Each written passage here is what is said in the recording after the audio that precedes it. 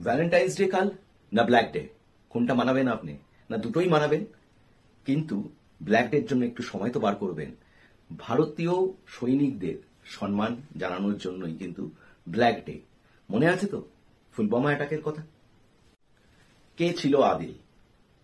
সে কি আদৌ পাকিস্তানি ছিল? না, সে পুলওয়ামারই ছেলে ছিল। গোটা দেশ যেই মুহূর্তে ভ্যালেন্টাইন্স ডে পালন করছিল, ঠিক সেরকমই সময় সুদীপ বিশ্বাস, পশ্চিমবঙ্গের নিবাসী, সে বাবাকে ফোন করছিল। তার বাবা খেতে কাজ করে, মানে ক্ষেত মজুর ছিলেন, এবং দুজনের মধ্যে কনভারসেশন চলছে ফোনে। ছেলে বাবাকে বলে, তুমি এত সন্ধ্যা হয়ে যাচ্ছে, 3টে 3:30 শীতের সন্ধ্যা, তুমি খেতে কেন, তুমি তাড়াতাড়ি বরং বাড়ি চলে যাও। কনভারসেশন হচ্ছিলই, হঠাৎ করে কিন্তু কনভারসেশনটা তাদের বন্ধ হয়ে গেল। বাবা ছেলেকে প্রচুরবার ট্রাই করলো ফোন করার জন্য, না পেল সিমে কোনো নাম্বার, না কোনো আওয়াজ হলো, কোনোভাবে তার সাথে আর যোগাযোগই করা গেল না। ছেলেটি ছিল বঙ্গ সন্তান সুদীপ বিশ্বাস, যে পুলওয়ামা অ্যাটাকে 40 জন জওয়ান মারা গিয়েছিলেন, তার মধ্যে একজন ছিলেন সুদীপ বিশ্বাস। এবং লাস্ট ফোন কলটা তিনি বাড়িতে করছিল, মানে এরকম অনেকেই করছিল, 3:10, এবং ফোন কলটা রানিং ফোন কল অবস্থাতেই সুদীপের দেহ ছিন্ন বিচ্ছিন্ন হয়ে গিয়েছিল। ফোন তো কোথায় কোনখানে চলে গেছিল কেউ জানে না, বাট পরে এই সব জানা গেছে। আজকের ভিডিওতে আমরা আলোচনা করব পুলওয়ামা অ্যাটাক কি সত্যি আটকানো যেত, কে ছিল এর পিছনে, সবার ঘটনা জানা মোটামুটি, কিভাবে তৈরি হয়েছিল এই ঘটনার রোডম্যাপ, এবং কিভাবে জৈশ-এ মোহাম্মদ 5 ফেব্রুয়ারি কিন্তু হিন্ট করে দিয়েছিল। এনআইএ এর কিছুটা ব্যর্থতা ছিল কি ছিল না, কারণ এটা নিয়ে বরাবরই একটা কোশ্চিন চলেই এসেছিল যে 2019-এ যেহেতু মোদী গভর্নমেন্টের এটা কোনো ইলেকশন স্টান্ট ছিল কিনা, আদৌ পাকিস্তানের হাত ছিল কিনা, কি আদৌ এটা কি ছিল, সেই নিয়ে পুঙ্খানুপুঙ্খানুভাবে আলোচনা করা হবে। পুলওয়ামা অ্যাটাক সবার জানা একটা ঘটনা।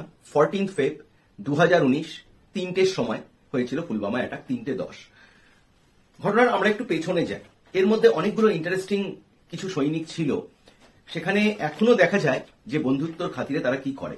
একটি নাম না বললেই নয়, জয়মাল সিং। জয়মাল সিং ছিল গাড়ির ড্রাইভার। প্রফেশন অনুযায়ী বা তার যদি আমরা র্যাঙ্ক দেখি, তিনি ছিলেন কিন্তু head constable. Head constable Jaymal Singh এর বেসিক্যালি কাজটা কি ছিল, ফাইল, অফিসিয়াল ফাইলগুলোকে এখান থেকে ওখানে ট্রান্সফার করা বা এই ধরনের কাজের সাথে যুক্ত ছিল জয়মাল সিং। অ্যাকচুয়ালি যে গাড়িটি পুলওয়ামা অ্যাটাকে টেরোরিস্টরা উড়িয়ে দিয়েছিল, সেই ভিডিও আমরা এই চ্যানেলে দেখাবো, এবং সেটা ভিডিওর লাস্টে আপনি দেখতে পারবেন সেই বিভৎস ভিডিও, যেটা সবাইকে, গোটা দেশবাসীকে নাড়িয়ে দিয়েছিল। জয়মাল সিং এই নামটি না বললেই নয়। যে গাড়িটি পুলওয়ামা অ্যাটাকে বিধ্বস্ত হয়ে গিয়েছিল, মানে চিখড়ে উড় গয়া জিসকা, সেই গাড়িটির নাম্বারটা ছিল HR49F0637। HR49F0637। গাড়ির ড্রাইভার কে ছিল? জয়মাল সিং।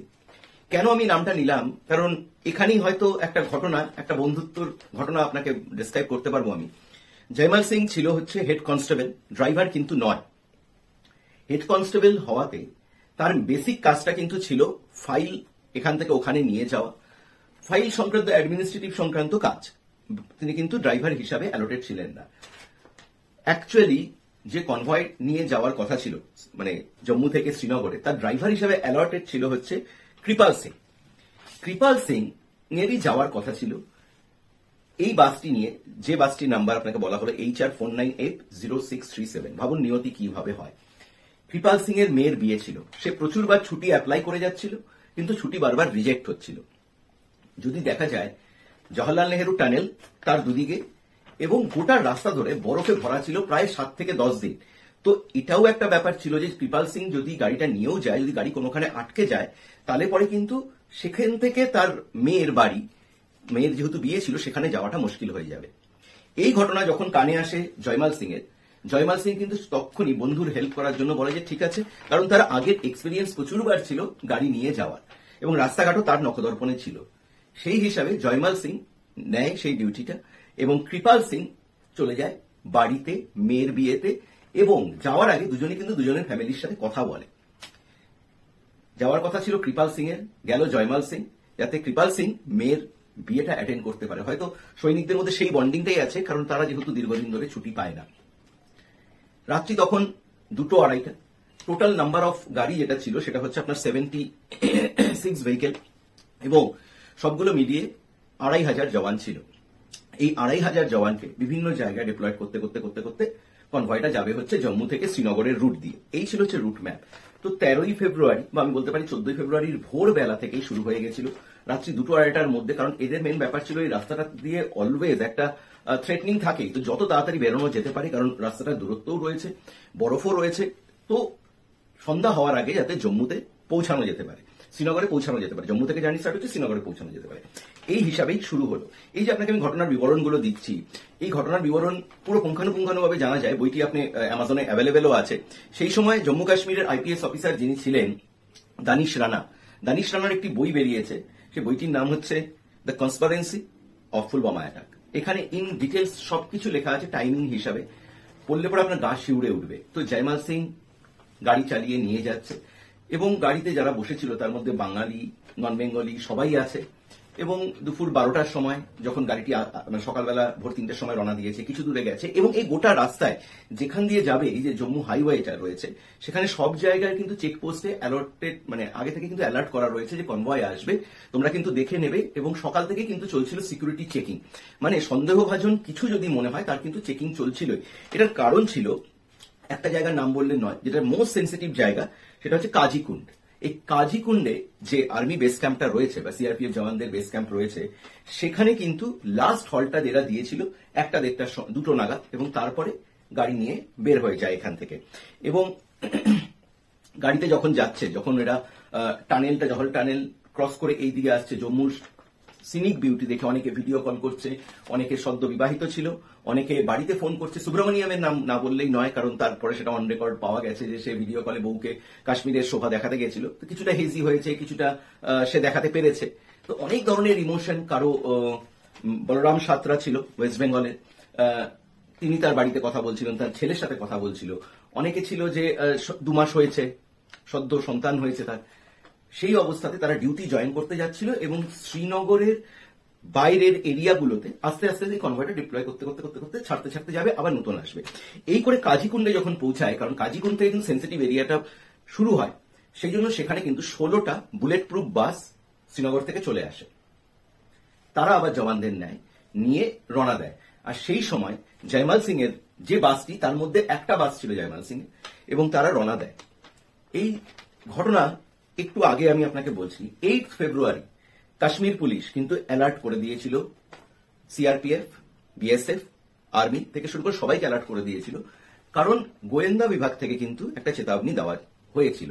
কেন দেওয়া হয়েছিল 8 ফেব্রুয়ারি চেতাবনীটা, সেটার জন্য আপনাকে আরেকটু ব্যাক করতে হবে। 8 ফেব্রুয়ারি জৈশ এ মোহাম্মদ পাকিস্তান জুড়ে প্রতি বছরই পালন করে হচ্ছে কাশ্মীর সলিডারি ডে। এবং এই কাশ্মীর সলিডারি ডে তে জৈশ এ মোহাম্মদ যেরকম ভাষণ দেয়, মাসুর আহমেদ স্পেশালি, যে একটা উত্তপ্তমূলক ভাষণ, সেটা প্রতি বছরই ক্লিয়ার কাট থাকে। কিন্তু এই বছরের ভাষণে কিছু আলাদা ছিল। হিন্ট কিন্তু সে সেদিনই করে দিয়েছিল। তার একটি কমেন্ট ছিল যে তুমি গুগল সার্চ করলে পরে ফুলবামার একটি মেয়ের ঘরে, কোট আনকোট সে বলছে, ফুলবামার একটি মেয়ের ঘরে জৈশ এ মোহাম্মদের ফ্ল্যাগও দেখতে পাবে।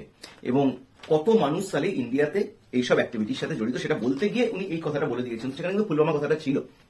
সেই জন্যই 8 ফেব্রুয়ারি কিন্তু ইন্ডিয়ার সমস্ত জায়গা থেকে একটা অ্যালার্ট করে দেওয়া হয়েছিল, এবং এগুলো সমস্ত জানা যাচ্ছে দানিশ রানার সেই বই থেকে। তো অ্যালার্ট করে দেওয়ার পরও যখন দেখা যাচ্ছে যে এরা রওনা দিচ্ছে কাজিকুন্ড থেকে, কাজিকুন্ডের পরে মানে কাজিকুন্ড থেকে চলে আসলো 16টা বুলেট প্রুফ বাস, তার সাথে অ্যাম্বুলেন্স, তার সাথে এদের যেটা বাস ছিল, যে বাসটি ছিল যেটা জয়মাল সিং চালাচ্ছিল, সেই কনভয়, সেখানে 39 জন জওয়ান ছিল, জয়মাল সিং কমিউনাল এফার্টটি, এরা যাচ্ছে। আর এদের সাথে হঠাৎ করে এইবার আসি যে এর মধ্যে যেটা যিনি মেন ছিলেন, যে অ্যাটাকার যে টেরোরিস্ট ছিল, সেই টেরোরিস্ট কিন্তু ফুলবাম, মানে এটা প্রথমে এমন একটা অ্যাটাক ছিল গোটা ভারতবর্ষের মধ্যে যে এত বড় অ্যাটাক কেউ কখনো দেখেনি। 300 কেজি RDX ইউজ করা হয়েছিল। এবং আদিল আহমেদ দার, সে কিন্তু ফুলবামারই ছেলে এবং জৈশ এ মোহাম্মদের ট্রেন, এবং তার যেটা ভিডিও পরে প্রকাশ করেছিল, সঙ্গে সঙ্গে সেই ভিডিও, কারণ অ্যাটাকের কিছুক্ষণের মধ্যে একটা কোশ্চিন চলে এসেছিল যে কারা করেছে, জৈশ এ মোহাম্মদ নিজেরাই বলেছিল আমরাই করেছিল, এবং আদিলের একটা ভিডিও তারা প্রকাশ করেছিল, সেখানে আদিল বলছে যে তোমরা যখন এই ভিডিওটি দেখবে তখন আমি জান্নাতে গিয়ে মজা করছি। তো এটা ছিল ভিডিওর মধ্যে। তো এটা মানে জৈশ এ মোহাম্মদ দেখাতে গেছে যে তোমার এরিয়ার লোকই তোমার ওখানে টেরোরিজমটাকে করছে। তো এই ছিল বার্তাটা দেওয়ার, ভয়ঙ্কর ভাবে করেছিল। ঘটনাটার ভিডিওটা দেখার জন্য আপনি পুরোটা দেখুন। এদের কনভয় যাচ্ছে, আর ব্লু ইকো মারুতি কারে সকাল থেকে ওয়েট করছিল আদিল আর শাকিব। এরা দুজনে কিন্তু, আদিল আর শাকিব দুজনে ওয়েট করছিল। ওয়েট করতে করতে শাকিরের কিছু দূর যাওয়ার কথা ছিল এবং আদিল যখন নামছিল বলছিল তার হাত কাঁপছে, সে তার ঘড়িটা খুলে শাকিরকে দেয় এবং বলে এই ঘড়িটাই আমার আখরি নিশানি। তারপরে যখন এই কনভয় যাচ্ছে হঠাৎ করে 5 নাম্বার বাসে এসে আদিলের Maruti Eeco, blue Maruti Eeco এসে ধাক্কা মারে। আর তারপরের যে ব্লাস্ট সেটা দেখে 14 ফেব্রুয়ারি ভ্যালেন্টাইন্স ডে ভুলে মানুষ আজ পর্যন্ত আমরা সেটাকে ব্ল্যাক ডে হিসাবেই পালন করছি, কারণ গোটা দেশকে নাড়িয়ে দিয়েছিল যে কি হতে পারে। হ্যাঁ, তারপরেরটা উড়ি অ্যাটাক, আপনারা সবাই জানেন ভারতবর্ষের বিশাল পুলওয়ামা অ্যাটাকের পরে যেটা করেছিল ইন্ডিয়া, ইনক্রেডিবল থিং, এবং সেটা নিয়ে অন্য কোনো ভিডিও করা যাবে। কিন্তু 14 ফেব যদি আপনি ভ্যালেন্টাইন্স ডে পালন করেন, তার সাথে ভারত মাতার এই সন্তানদের জন্য 1 মিনিট সময় কিন্তু বার করবেন। পুলওয়ামা অ্যাটাকের এই ছিল মেন গল্প, যে কিভাবে কোন কোন টাইমে কি কি হয়েছিল। টেরোরিজম কখনোই কোনো সমাজ গঠনের উদ্দেশ্য হতে পারে না। সবসময় এর প্রোটেস্ট করবেন এবং যখন দেখবেন কোথাও কিছু আপনার মনে হচ্ছে যে কিছু গতিবিধি অ্যালার্ট করা দরকার, আপনার সহযোগী কোনো জায়গায় কিন্তু অ্যালার্ট করবেন।